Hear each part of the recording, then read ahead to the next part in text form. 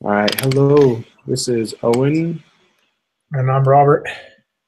and we have question 4 for part 1.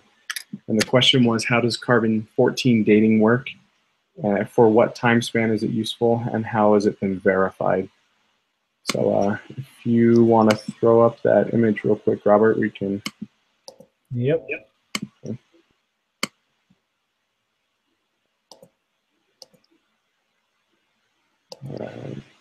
Cool.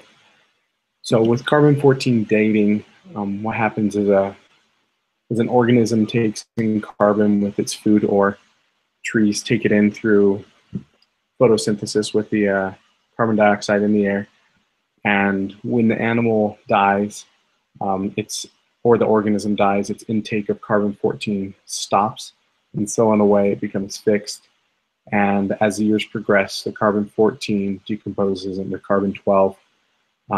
And scientists can measure the amount of carbon-14 left in the organism compared to its daughter isotopes and determine what the age is. It's used for samples younger than 45,000 years old, and the way that it's been verified is through tree rings. So they found trees there in the desert that haven't really decomposed at all, figured out how old they are by their tree rings, and then carbon dated it, and it's verified it that way. Yeah. I guess something probably the only thing I would add is that let me get out of get out of screen sharing, I guess.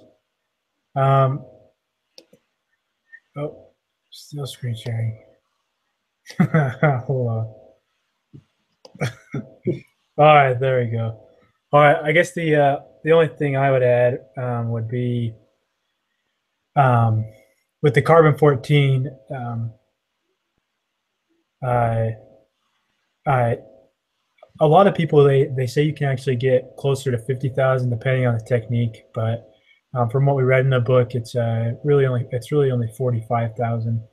And something else as I did a little research on the internet with some pretty reliable sources, they said that some other things that they can do to verify that carbon-14 actually works is that they take an artifact that's organic, and they test it, and if they know the actual age of the artifact, then then they can see how closely the carbon-14 dating actually works.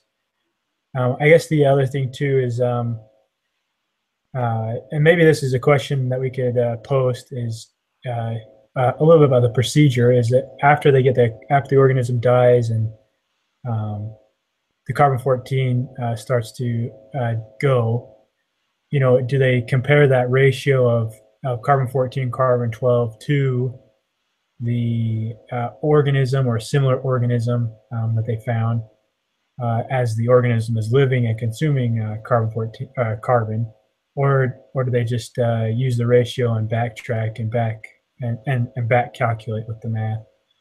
So maybe that's a question we could ask you. Maybe, and I don't know. So that maybe Owen knows the answer as well. But as we talked about it, that's a question we had. So Cool. Awesome. Hope that was thanks for informative. yeah. Thanks, Owen. Thanks.